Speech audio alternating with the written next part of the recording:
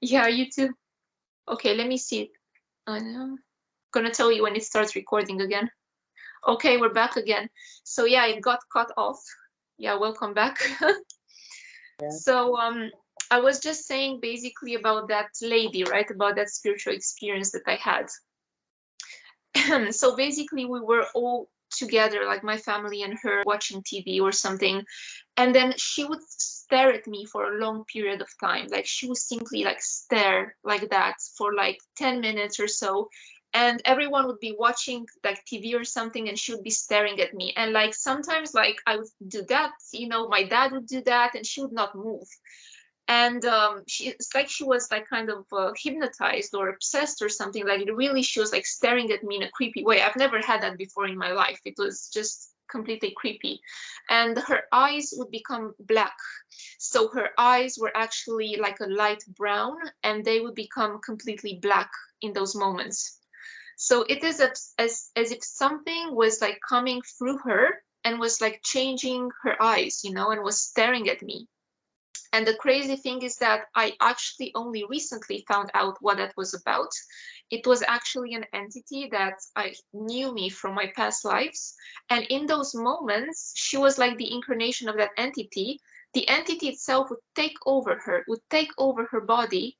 And it's like it would be like it would focus on me, basically, in those moments. Yeah, it was really strange. So that happened when I was 19 when I met this person. So that was like a second kind of spiritual revelation for me, because this person ended up attacking me with negative energy, with magic. I was left completely drained, and I looked for the help of other people, like healers, people who can tell me how to protect myself, people who can tell me about energetic vampires. Even my father, who is not spiritual, he actually realized there was something wrong with this lady. So he started looking on the internet about energetic vampires, and I remember he printed me like some papers, like printed with information from Google about energy vampires, and he gave it to me. Wow. Gave me those papers to read because something was clearly wrong, there. So I started learning about these things. So that's another Yeah, thing that happened to me when I was 19, 20. Yeah. this stuff does exist, until we all awaken to the power within us. Because and the energy that we walk in, you're not going to be aware of the negative side until you step into the light. Yeah. You're not going to recognize that there is darkness, but there's Yeah. definitely darkness out there. It's wow. Definitely. There's definitely darkness. Yeah, you know that. And you know that also I think like what you were saying, that the more light you have, the more you attract this darkness. It's almost like it's like the moths, that are drawn to the light in some way. Yes, I could see that the people that have a lot of light around them and a lot of light emanating from them are the ones who get mostly attacked. That's what I've seen. indeed. It's really tough to be the light bearer, but there's a lot of us showing up around the world, and we have a lot of work to do. And we're here Yeah. to uplift the world. We're here to bring lights to the world. We're here to awaken the people to go towards the light, so that Hmm. we can have a better world. Yeah. Because this world is so dense, and but the light continue to prevail over the darkness. Yeah, I believe so. Yeah. Yeah. So I think we were about to speak about the divine feminine and divine masculine. I think we talked about that as well, about speaking about this. That's an Yeah. interesting topic as well, because you know quite a bit about the divine feminine. For example, you've been holding women's circles, right? You've been working with the goddesses. Yes. Can you tell me a bit about the divine feminine?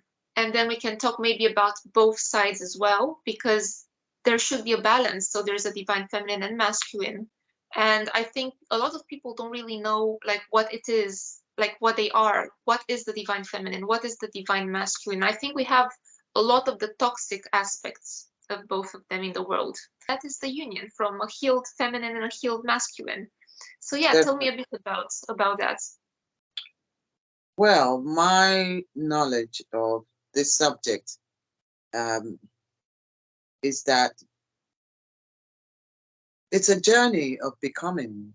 Uh, it's like we all start from this toxicity that you mentioned, this distorted feminine energy, which is very prevalent in our world right now. In order for one to, it seems, it would appear that we have to walk through a lot of dirt to come out on the other side to be clean. Unfortunately, that's where our world is. But the concept of divine feminine is, and I can only, for right now, we're going to talk about the divine feminine. The concept of what a divine feminine is that it's a woman who has come to know her sovereign rights, sovereignty, that the divinity that is within. Um, to understand what that means that you're not, you come to an understanding of sort of like God-like energy, Christ-like energy, and to walk in that. It's really a challenge in our life. But when you look at scriptures of women um, around the world, powerful women, I mean, we could even take women from the Bible, or we could take current affairs like Mother Teresa, Amma, the Hoggin priestess, the guru. She's from India, and she just gives people hugs to heal them. And she helps the world by collecting seeds and planting seeds and trees to save the world. This is the energy of a divine feminine, you see. So it's not always about finding a mate and procreating. It's much more than that. The energy of the feminine is much more than just procreation. Um, there is a lot more that is invested in the feminine energy. But most of all, it's that secret flame that is within the feminine, which the masculine hasn't got that. And they have a lot more properties and characteristics that make it mine. But when we're talking about the divine feminine, we're talking about the ability to tap into your own intuition, to make it work for you, the ability to be, to live every day within your divinity, because we're all divine. Yeah. And I think a lot of us have forgotten that aspect of us.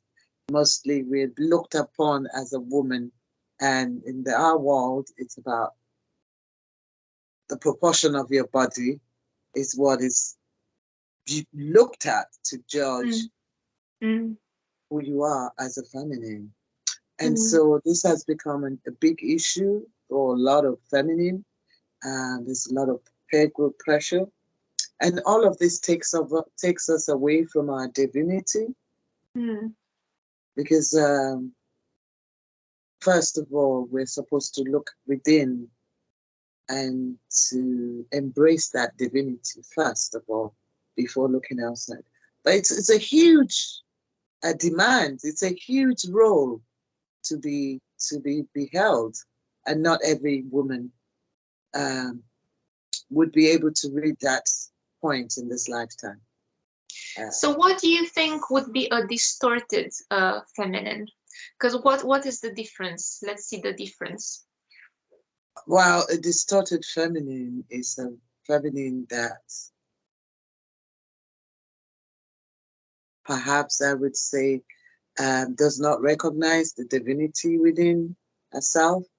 And so she would often act upon urges and impulses.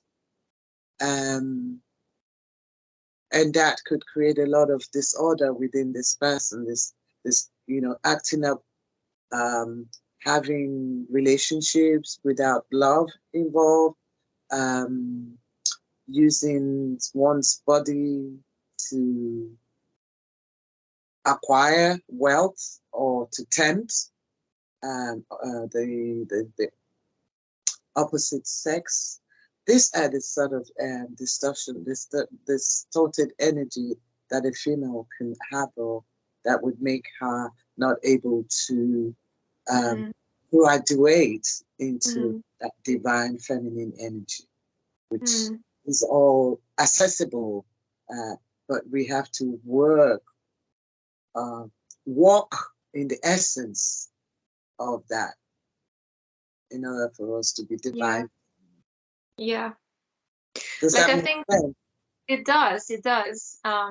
It makes me think that another trait that I think would make a divine feminine is that she has a lot of creativity. I've noticed a lot Yes, of women who have that yes, ability. Like I've known some women, and I know of them and them personally, that they have this divine spark within themselves, and I've noticed that kind of spark that is not in everyone. It lacks in other people, and it feels like other people almost like are devoid, are just empty in some way. empty of it. Yes, that is so true.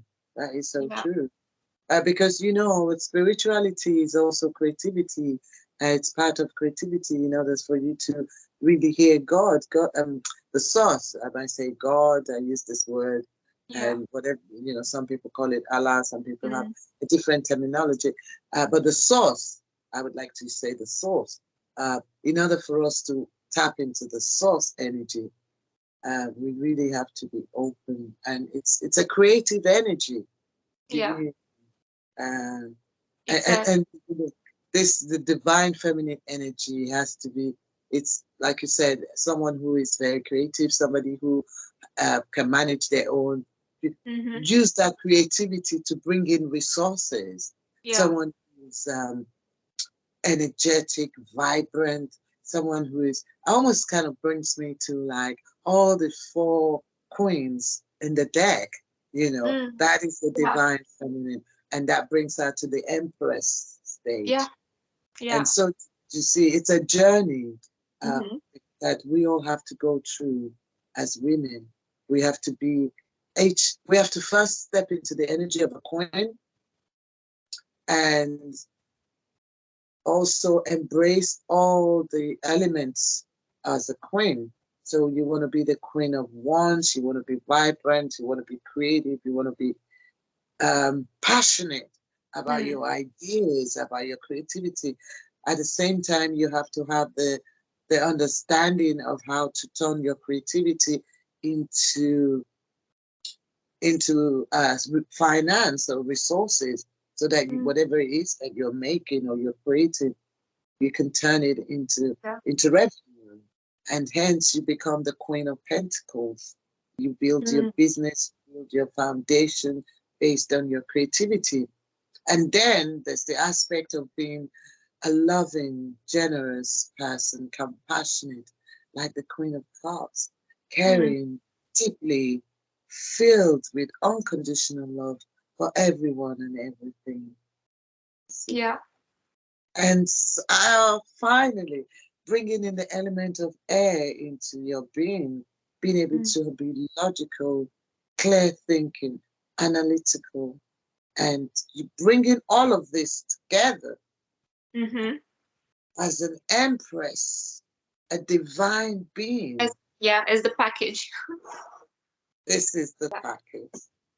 So it Now, takes a the lot of. thing is that I want to tell you something. Let's see, let's talk about it, because what I've been talking about with other women at times is that women who come into this kind of empowerment, whether it is at some stage in their life or another, they at times they feel quite lonely, not alone. There's a lot of people around them gravitating, but it's almost like some people get intimidated by this kind of energy that is very vibrant, very kind of, how to say, yeah, vibrant and passionate, I would say, almost creative, bursting with life and divine force.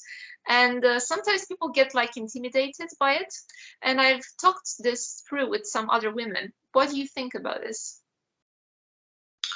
That is certainly truth. I have experienced it myself on my journey as a spiritual teacher, as someone who holds space for others to experience their own spiritual practices. Um, the, the thing is, people are perhaps maybe often afraid of what they don't know, Mm-hmm, um, threatened perhaps sometimes mm-hmm, of the unknown. Um, it's also, it's although I would like to look at the people, sometimes when we're talking about what we're talking about a woman who is passionate about her life and she's got all the strength, she's managed to be all the queens in the deck and she stepped into her empress role. Why would people be afraid of her? I think there might be many reasons for that. mm, Um, so when we look at the other, we look at different sex now or different energy, where we look at the feminine energy in regards to this person who stepped into the empress energy. I think the reaction might be different from what a male energy would be to that same empress. mm, But it's just different energy. So maybe this person could be that she's experiencing jealousy from her other female friends because they're not where she's at. To get it, that could be coming from envy or jealousy on their part because they feel threatened by this divine being, by this woman who's now recognized her divinity. mm. A lot of Make, people might be threatened by that assurance that comes from her, that well-being that she exudes, not knowing how to get it themselves, mm. uh, and not realizing that it's available to all. And that's Yeah. that's just an example of somebody who is at that stage and dealing with other feminine. Mm, Now, if you look at how a masculine energy would react to this feminine, hypothetical feminine that we're talking about, right? How yeah. would a masculine react? Again, I believe that it would depend on the masculine that we're dealing with here. If she's dealing with a divine masculine, then there is no, there would be no, believe there would be a lot of understanding and they would be able to kind of do a lot of good work. But if she's dealing with a distorted masculine energy, um, then it's going to be totally different because that masculine is going to see her as too self-assured, too independent, too this, too that, and Mm, it's just not going to work. mm. Yeah, I understand what you're saying. Yes, yes. I think we both know some examples of such masculines, like distorted masculines. Yeah. Yeah. I think my thing is, how do we keep doing the work? How do women step into? Because I'm sure this is a. I'm not leaving the men out, but because I'm a feminine and Mm, I walk in the feminine energy in this lifetime, and so often my work is focused on how do women develop themselves um, to that point of understanding that they have a royal sovereignty that is divine. That is the that yeah. is the how do we enlighten not only just women, the young girls, the ones who are growing up. How do we Mm, begin to because I feel that this is a way of connecting to one's spirituality. How Mm, do you empower that divinity within you, that sovereign right? Do you know? Because it starts from knowing that you have it. First, you mm, have to know that you got it, and then you yeah, got to claim it, and then you have to use it. There's like three yeah, steps. yeah, yeah. So shall I tell you my thoughts about it? Sorry? Shall I tell you my thoughts about it? Yes, please. Please Um, do. well, I think that to reach that state really where you reach like the state of the divine feminine being your own version of the divine feminine, because there's no standard version of a divine feminine being. We each are individual like Yeah. versions of our own divinity. And of course, you know that some people are more spiritually evolved than others. I think it goes somewhat hand in hand with a person's spiritual development and spiritual journey. I think that people who are not very spiritually open or aware or interested in spirituality have a harder time to develop that divine feminine within themselves. But I think a really easy way for everyone to reach that state that, maybe reaches divine spark within themselves is to become the best version of who they are, really. And I think that's what they should aim. I think that's what we as women should aim ever since we are young girls, to become the best version of ourselves. And what is the best version of us? It is what we individually consider, each of us, as being the best version of us, not what other people tell us, not what our parents say, not what the teachers say, not what our friends say or boyfriends. It is who we think we are as the best versions of ourselves. Because like, for example, you have a best version of yourself and that is your divine feminine. I have a best version of myself and that is my divine feminine.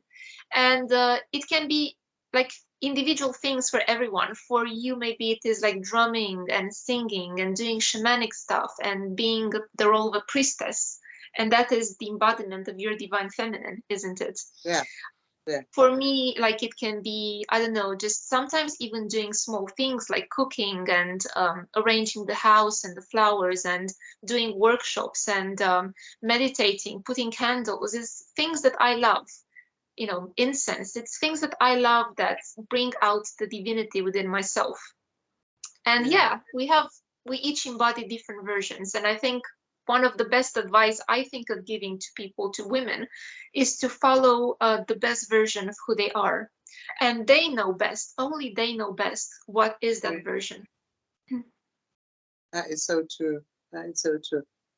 And because when you begin to know the things, like, spending time with yourself, like you said, putting the flowers out, arranging the flowers, even uh, cooking from the bottom of your heart, putting all your love Yeah, in the yeah. cooking. Oh, that's so satisfying for me as well. When I'm in the right energy, I do love cooking. I love like inventing recipes, being creative. I never follow the recipe. I always like put intuitively the ingredients, I just intuitively like put ingredients, and yeah, That's beautiful. there's a That which is is part of our divinity. And, the more we do these things, the more we're closer to the source. Because all these things here are for us to be a master over, even the elements, air, water, earth, and fire. mm-hmm. We as human beings are supposed to be the magician, the co-creator, to be able to sort of work with this element. This is our divine right. Is that right? No? Mm-hmm. And, Yeah. and it's so beautiful to come to that understanding as well. Mm, That exactly. we are so magnificent. We really are, all of And us. I think that also for women, getting into that in empowerment, and this is not just for women, what I'm saying is for both men and women, getting into that divine aspect of themselves is to really see divinity everywhere around, like to see Mm. everything as sacred, isn't it? Like all aspects of one's life, like every moment to see it as something sacred. Even when you wash your hands, it's a bit like what Eckhart Tolle is saying in his book, The Power of Now, to be in the moment, to really see the divinity and how magical every moment is, and to appreciate small things like the sunrise, or like the light in a room or upon a window, or when you have a walk in the park, to appreciate the wind on your face and to appreciate the steps you're taking, and be mindful of everything. Yeah, I Yeah, think this is a state of divinity, I would say. it is indeed. I was reading about, there was something that I read or saw in a little clip, one of those little clips, videos that is going around on YouTube. And it was about the spiritual talk about how to use the day to really work with your spirituality. Uh, so the question is, when does the day really start? Mm. If it's 24 hours, when is the beginning of the day then? Hmm. Well, when you wake up, I suppose, isn't it? Well, divide 24 by 2.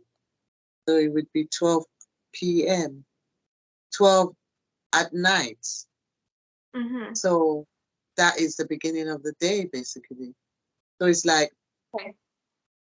most people are sleeping during when they should be more active. Just Mm-hmm. like you mentioned, the most important time of the day is 4 a.m., between Mm-hmm. 3 and 4 a.m. And what are people doing? Sleeping.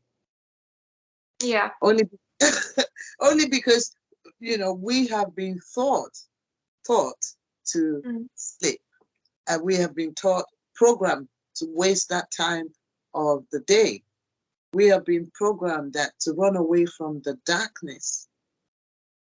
Mm. When you see, whereas that is the most crucial time to use Mm. that darkness to see the light within. I am a person who loves the night. I love nights. It's, I can stay up late. I can work at night. I'm very creative at night. I definitely yeah, want to appreciate nighttime. it's difficult. Because check it, if it's you got 24 hours, so really 20, what did they say, 24 hours in a day? So really 12 hours, 12 o'clock is the beginning of the day. Mm. And when we talk about sleep as well, where you're supposed to have what they say, apparently you're supposed to have 8 hours sleep.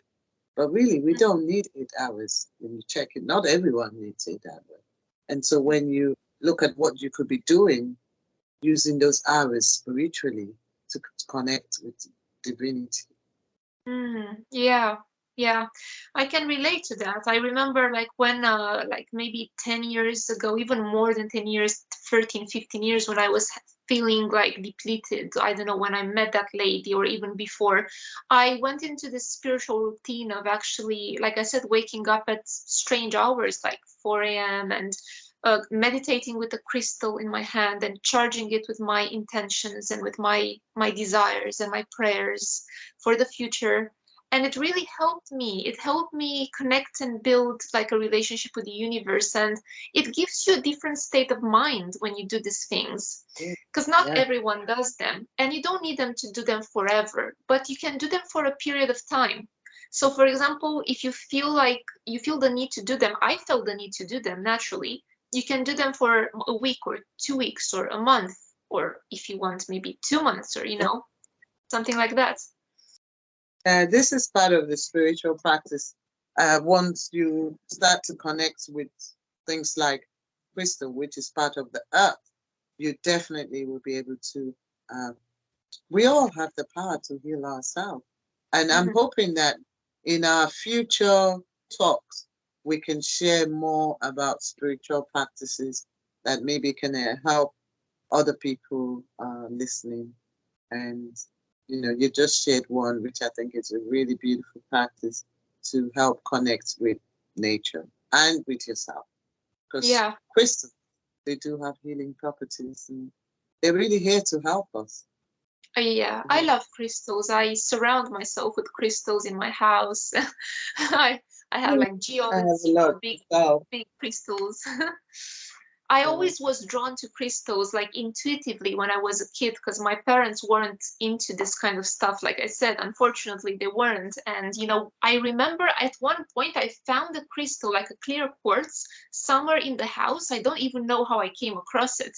And I just took it like in my possession, like with my toys and stuff. And I was playing with it all the time. It was my favorite thing to hold that crystal and look at the rainbow inside it in the light. You know, and it Mm. was so beautiful, like when you see the light inside a crystal, like it forms these rainbows. And Yes. yeah, and then I remember I imagined that energy was coming out of that crystal. I had this like, imagination about it. And then, I was doing some rituals. I didn't know they were rituals, but I was like saying, oh, I'm doing like a spell now, or like a magic spell or ritual with a crystal, putting it into water and turning it 3 times and saying this formula. And I was even doing it with my best friend in childhood, that we were doing this, both of us were doing it together, and it was so Wow. nice and fun. It was like a play for us, really, like playing, but it had like a deeper meaning. It had a root somewhere in our spirituality, really.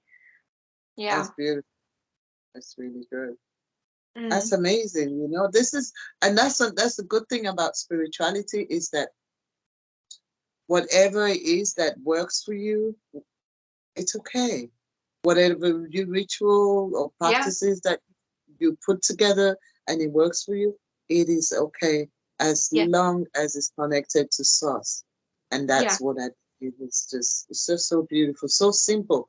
And that's what one of the things that makes spiritually quite different from religion as well, is that you don't really have to go through anybody to get to the Mm. source.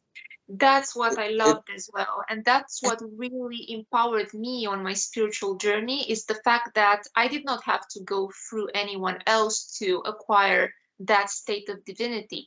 I just had to yeah, follow my own path and my own learning, and then to discover more and to learn more.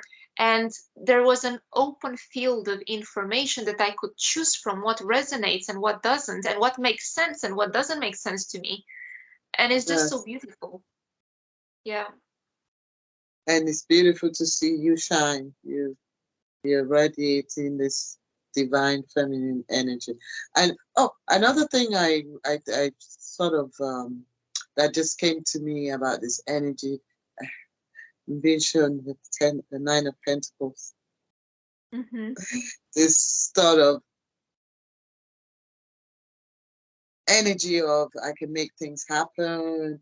Um, you know, I'm independent, but not in an arrogant way. But I'm okay with myself. And most times, on the process of being a divine feminine comes with this state of being celibate. Mm. The celibacy is a big thing in spirituality. Mm. Yeah. Yeah. There would come a period of one's life that this is called for, and it's just part of the package of being that divine feminine. You cannot afford, and if, a lot of people can't do it. And that's why it's not an easy place to arrive at, to But actually say or own it you and know what say, is interesting? I think you can resonate with this as well, because when you get into that divine kind of state, that when you get in touch with your higher self, so to put it simply, and with the universe, you don't really feel like it is a burden to stay celibate for a period of time, because no, it feels natural and intuitive. What feels counterintuitive and unnatural for me, for example, is to sleep with someone that I have no affiliate, like no, how to say, no compatibility, no, no connection, yeah, no no connection, connection.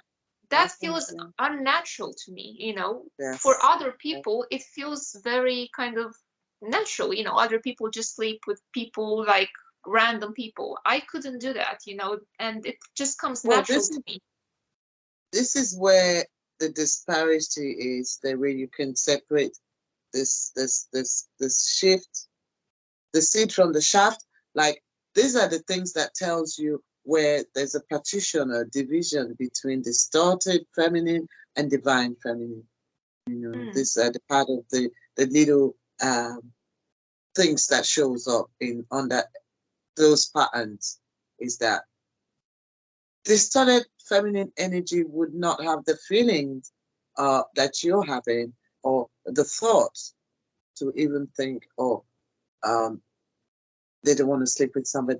Uh, it's different. Some distorted energy. We have women who sleep with men for money. They don't have to love the men. They don't have to like them even. There's a lot of finessing going on in the world. People, and this is all part of the distorted feminine energy.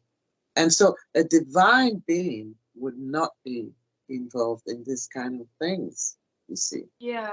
And I think also divine feminine, I think should know the importance of being in a relationship with the right person, should know the importance of sharing her body with someone, of sharing her life and her space and her energy with someone else. Relationships are meant to be sacred.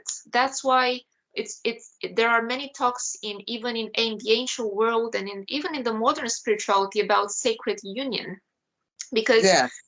the union between the masculine and the feminine is something sacred. Sex is something sacred. Okay, so for me and for many other spiritual people, sex is something sacred, Yeah. and is not Uh, something to be taken lightly, so to speak. no. And that's why celibacy is called upon in most spiritual, well, on your journey, you would come across it. It's not something that is imposed. It's just something that helps you grow, and that, even sharing your body with another entity requires energy. And what energy are they bringing into Mm, that union? If your energy, let's say your energy is up here, right, and you have somebody that you're in partnership with whose energy is down there, obviously it's going to drag your energy down. And yeah, so sometimes it's best to just say no than to deal yeah. with this kind of urges. And also, the more you get into your spirituality, I feel that one has uh, the spirit of discernment that really helps you not to fall into the urges and desires. It Mm, really is a pitfall to a lot of, yeah, mm. it's just no, no. It's a no, no. Um, Yeah. the spirit tells you, the spirit tells you that you just cannot do that. You cannot go with that person, because your spirit would let you know that it's not the right person for you. If Yeah, you're yeah. on the, It's like you when you are intuitive, you have this feeling about someone that someone is right and someone isn't. And someone might be perfect on paper for you, like physically you might find the person nice and they might be a nice person and you might think there's nothing wrong with them, there's nothing wrong with that person. yeah, But there's something wrong inside yourself that you feel there's no click there, there's no compatibility, you don't mesh with that person. And yeah, you need to follow your gut feeling about people, not just like be with anyone or try out with anyone. Because you know what I've noticed, I can tell you something from personal experience. When I was younger and I used to date people for the sake of dating, for the sake of not being alone or something, back then I realized that my energy was scattered. So when you are seeing a lot of people, not at the same time necessarily, but you know what I mean, when you are like, oh, maybe I should go out with this person, or oh, maybe I should try this person, or oh, well, this person, likes me, they're nice, maybe something is gonna happen.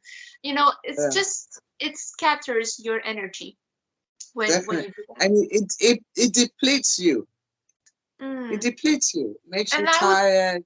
Yeah, and I would say you don't center yourself. Your energy is not around yourself, is not aligned with your higher self. It's just scattered in different directions.